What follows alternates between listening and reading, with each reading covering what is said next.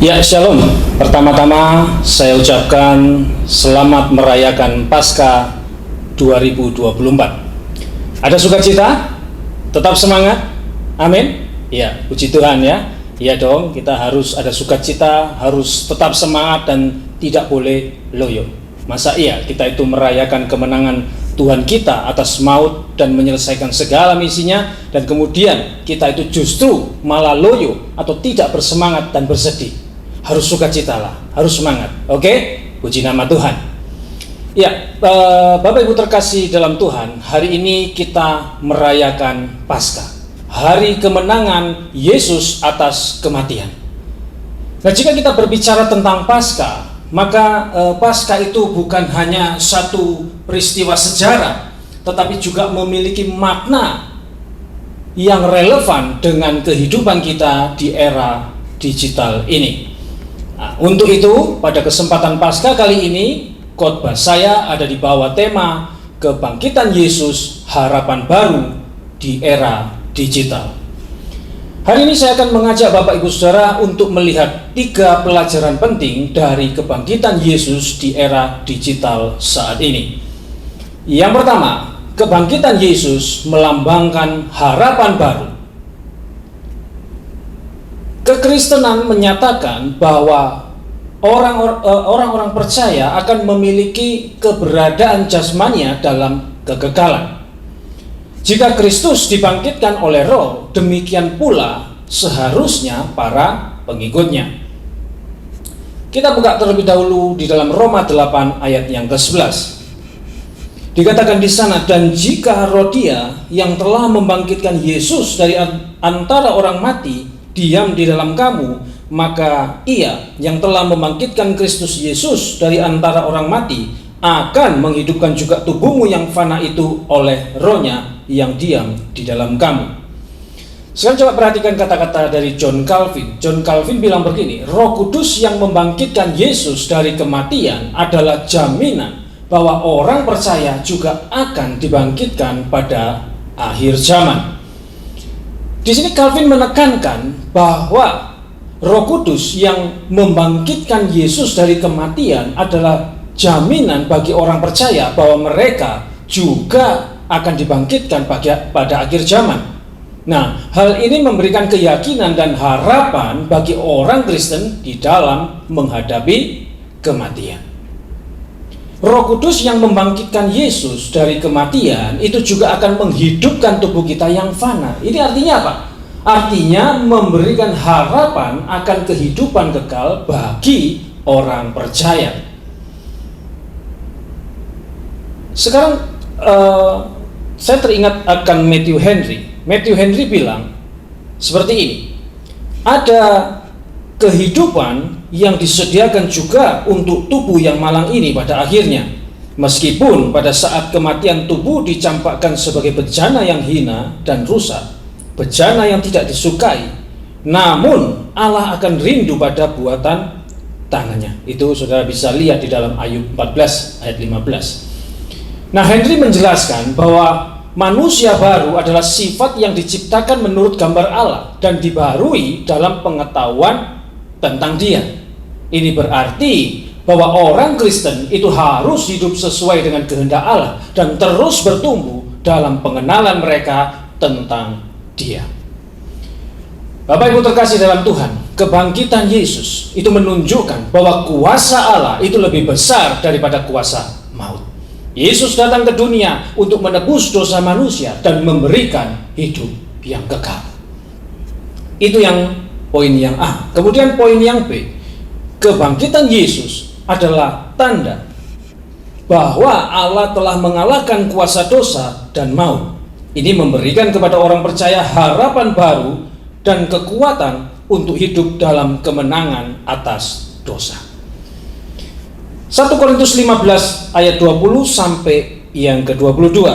Dikatakan di sana apa? Tetapi yang benar ialah bahwa Kristus telah dibangkitkan dari antara orang mati sebagai yang sulung dari orang-orang yang telah meninggal. Sebab sama seperti maut datang karena satu orang manusia, demikian juga kebangkitan orang mati datang karena satu orang manusia. Karena sama seperti semua orang mati dalam persekutuan dengan Adam, demikian pula semua orang akan dihidupkan kembali dalam persekutuan dengan Kristus. Coba perhatikan kata-kata dari John Stott. Stott bilang begini, kebangkitan Yesus menandakan awal dari ciptaan baru, di mana semua orang yang percaya kepadanya akan dihidupkan kembali. Dalam Adam, semua manusia telah dipengaruhi oleh dosa, ya, yang berujung pada maut atau kematian.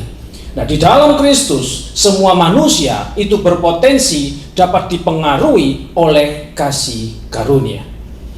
Bapak Ibu terkasih dalam Tuhan, kebangkitan Yesus itu menandakan kemenangan atas kematian. Sama seperti semua orang mati karena Adam, dan semua orang yang percaya akan dihidupkan kembali dalam Kristus. Amin. Ya. Itu poin yang B. Kemudian sekarang poin yang C.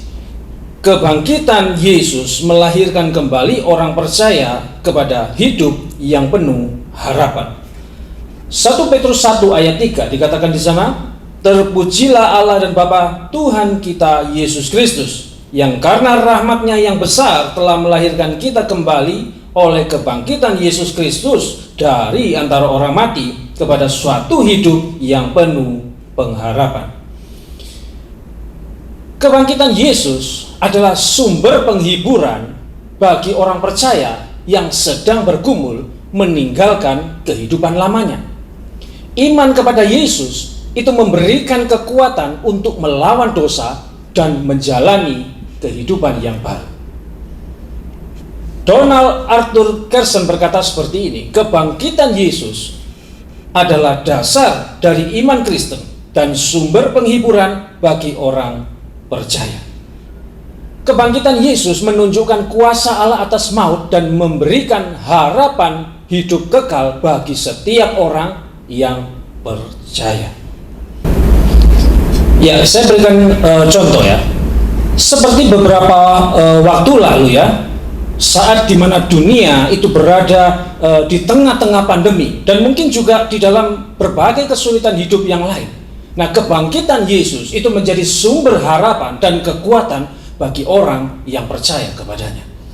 Nah, sekarang coba, siapa yang merasakan kebaikan, kasih, dan adanya kekuatan Tuhan menopang kita saat pandemi pada waktu lalu itu? Ya, saya yakin dan percaya banyak dari kita merasakan itu semua, bukan? Nah, oke, baik. Kalau memang seperti itu, mari sekarang kita bersatu hati, ya kan, di dalam doa, maka kita mohon agar kemudian pandemi itu terjadi atau terulang kembali. Mau? Enggak ya? Oke. Ya, sekarang begini, Bapak Ibu terkasih dalam Tuhan, kita harus selalu memiliki suatu harapan dan optimisme dalam menghadapi berbagai tantangan hidup. Kita dapat mengandalkan kuasa Allah yang sanggup membangkitkan kita dari situasi yang terpuruk dan terburuk sekalipun. Amin. Ya. Itu yang pertama. Kemudian yang kedua, poin yang kedua adalah kebangkitan Yesus memanggil kita untuk bangkit dari kehidupan lama.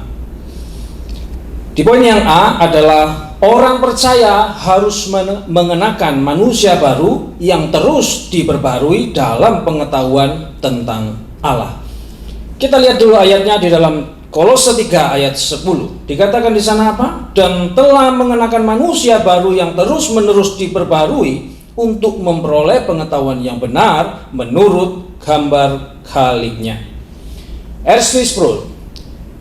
Sproul bilang begini, orang percaya harus terus-menerus bertumbuh dalam pengenalan mereka akan Allah dan hidup sesuai dengan kehendaknya.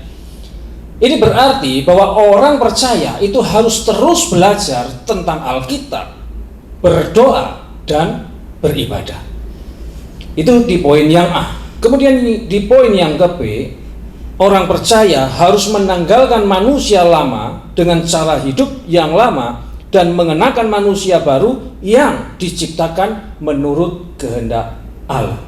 Efesus 4 ayat 22 sampai 24. Firman Tuhan berkata, yaitu bahwa kamu berhubung dengan kehidupan kamu yang dahulu harus menanggalkan manusia yang lama, yang menemui kebinasaannya oleh nafsunya yang menyesatkan, supaya kamu dibaharui di dalam roh dan pikiranmu, dan mengenakan manusia baru yang telah diciptakan menurut kehendak Allah di dalam kebenaran dan kekudusan yang sesungguhnya. Perhatikan kata-kata Berkeley. Berkeley bilang manusia baru adalah karakter Kristen yang dibentuk oleh Roh Kudus.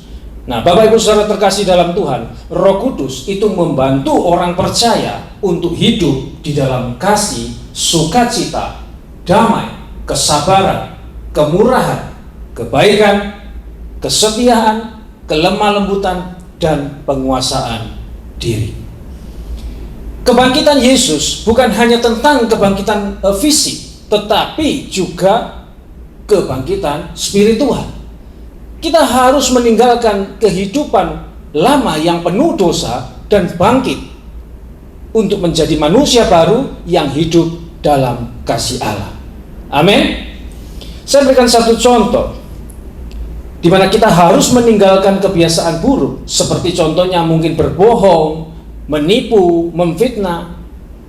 Nah, kita harus hidup dengan integritas dan kasih terhadap sesama. Nah, sekarang mari kita ubah hidup kita itu menjadi lebih baik dan menjadi teladan bagi orang lain. Kita harus menjadi terang dan garam di dunia yang penuh dengan kegelapan dan keputusasaan ini. Orang percaya harus meninggalkan kehidupan lama yang penuh dosa dan hidup sebagai manusia baru yang diubahkan oleh Roh Kudus. Amin. Itu di poin yang kedua. Sekarang kita masuk di poin yang berikutnya, di poin yang ketiga. Kebangkitan Yesus mengutus kita untuk menjadi pembawa kabar baik. Nah, oke, saya akan berikan penjelasannya. Yang pertama, Yesus mengutus para muridnya untuk menjadikan semua bangsa muridnya dan mengajar mereka melakukan segala sesuatu yang telah Dia perintahkan. Matius 28 ayat 19-20 dikatakan di sana, karena itu pergilah, jadikanlah semua bangsa muridku dan baptislah mereka dalam nama Bapa, Anak, dan Roh Kudus, dan ajarlah mereka melakukan segala sesuatu yang telah kuperintahkan kepadamu, dan ketahuilah aku menyertai kamu senantiasa sampai kepada akhir zaman. Ya, ini berarti apa? Ini berarti bahwa orang percaya itu harus memberitakan kabar baik tentang siapa? Tentang Yesus Kristus kepada semua orang yang mereka temui. Agustin of Hippo berkata begini, amanat agung adalah perintah Yesus kepada semua orang percaya untuk menyebarkan Injil ke seluruh dunia. Orang percaya itu harus terlibat di dalam penginjilan dan pemuritan. Nah, penginjilan adalah memberitakan kabar baik tentang Yesus Kristus itu kepada orang lain. Dan pemuritan itu adalah membantu orang lain untuk bertumbuh di dalam iman mereka. Itu di poin yang A. Kemudian di poin yang B adalah Roh Kudus akan memberikan kuasa kepada para murid untuk menjadi saksinya di seluruh dunia. Kisah Para Rasul 1 ayat yang ke-8 dikatakan, tetapi kamu akan menerima kuasa kalau Roh Kudus turun ke atas kamu, dan kamu akan menjadi saksiku di Yerusalem dan di seluruh Yudea dan Samaria dan sampai ke ujung bumi. Ini berarti bahwa Roh Kudus itu akan memberikan kepada orang percaya keberanian dan kemampuan untuk memberitakan Injil kepada orang lain. Saya kutip kata-kata dari Timothy Johnson. Dia berkata bahwa Roh Kudus memberi kuasa kepada orang percaya untuk menjadi saksi Yesus Kristus. Bapak Ibu saudara kasih dalam Tuhan, kesaksian orang Kristen tentang Yesus itu harus dilakukan dengan kata-kata dan satu tindakan. Orang Kristen harus memberitakan Injil dengan cara yang jelas dan mudah dimengerti. Dan mereka juga harus hidup dalam cara yang mencerminkan kasih dan anugerah Allah kepada dunia. Itu yang B. Kemudian yang C, orang percaya harus selalu siap sedia untuk memberi pertanggung jawab tentang iman mereka dengan lemah lembut dan hormat. 1 Petrus 3 ayat yang ke-15. Firman Tuhan berkata, tetapi kuduskanlah Kristus di dalam hatimu sebagai Tuhan, dan siap sedialah pada segala waktu untuk memberi pertanggungjawab kepada tiap-tiap orang yang meminta pertanggungjawab dari kamu tentang pengharapan yang ada padamu. Tetapi haruslah dengan apa? Lemah lembut dan hormat. Nah, ini berarti apa? Ini berarti bahwa orang percaya itu harus memiliki pengetahuan yang baik tentang Alkitab dan harus siap untuk menjawab pertanyaan-pertanyaan tentang iman mereka. John MacArthur, orang percaya harus selalu siap sedia untuk menjelaskan iman mereka kepada orang lain. Dan orang Kristen harus memberikan pertanggungjawaban tentang iman mereka dengan cara yang ramah dan penuh hormat. Orang Kristen harus sopan dan penuh kasih ketika mereka itu berbicara dengan orang lain tentang apa? Tentang iman mereka. Dan mereka juga harus menghindari apa? Satu sikap-sikap yang kurang baik, yaitu menghakimi atau menyerang dengan membabi buta. Ya, jadi jelas ya Bapak Ibu, Yesus telah bangkit dan mengutus para muridnya untuk memberitakan kabar baik kepada seluruh dunia. Kita juga diutus untuk menjadi saksi kebangkitan Yesus dan membawa kabar sukacita kepada orang lain. Ya, saya coba akan berikan contoh. Satu contoh ya, kita dapat membagikan kesaksian iman kita itu kepada keluarga, teman, ataupun tetangga. Nah, kita juga dapat membantu orang lain yang sedang mengalami kesulitan. Nah, itu satu contoh-contoh yang cukup mudah untuk bisa kita lakukan. Nah, sekarang mari kita itu menggunakan teknologi digital untuk menyebarkan pesan kasih dan kedamaian. Kita bisa menggunakan berbagai macam media sosial seperti Facebook, Instagram, Twitter, atau mungkin sekarang TikTok. Kita harus menggunakan itu untuk hal-hal yang positif, dan salah satunya hal semacam ini. Kita bisa membagikan firman Tuhan dan menginspirasi orang lain. Orang percaya harus memiliki tanggung jawab untuk menyebarkan Injil dan menjadi saksi Yesus Kristus kepada seluruh dunia. Amin Bapak Ibu. Ya, jadi kesimpulannya, kebangkitan Yesus itu adalah peristiwa yang penuh makna dan memiliki relevansi dengan kehidupan kita di era digital ini. Dan telah kita pelajari tadi bahwa yang pertama, kebangkitan Yesus melambangkan harapan baru. Kemudian yang kedua, kebangkitan Yesus memanggil kita untuk bangkit dari kehidupan lama. Dan yang ketiga, yang terakhir apa? Kebangkitan Yesus mengutus kita untuk menjadi pembawa kabar baik. Nah, untuk itu mari sekarang kita bersama-sama membangun dunia yang lebih baik dan penuh kasih dalam terang kasih Kristus. Semoga khotbah ini dapat memberikan inspirasi dan semangat bagi kita semua untuk menjalani satu hidup yang lebih bermakna di era digital ini, dan tentunya dengan tetap percaya dan mengandalkan Tuhan Yesus di dalam setiap langkah kita. Kiranya firman Tuhan dapat dipahami dan menjadi berkat bagi kita semua.